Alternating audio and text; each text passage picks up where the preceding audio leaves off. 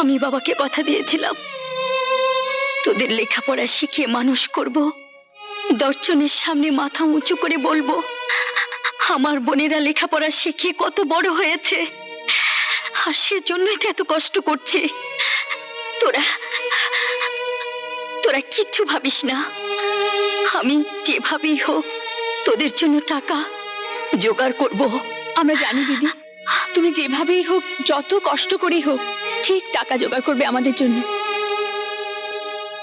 সাহেব, আমি খুব বিপদে পড়েছি, দয়া করে যদি আমাকে 5,000 টাকা দেন। তোমার 5,000 টাকা প্রয়োজন? হ্যাঁ সাহেব, টাকাটা না পেলে আমার ভীষণ ক্ষতি হয়ে যাবে। আপনি মাসে মাসে আমার মাইনে থেকে কেটে নেবেন। এত করে বলছো কেন? জীবনে প্রথম তুমি তোমার মাইনের বাইরে আমার কাছে টাকা চাইলে, মাত্র 5,000 টাকা। তুমি যদি আমার কাছে 5 লাখ টাকাও চাইতে, তাও আমি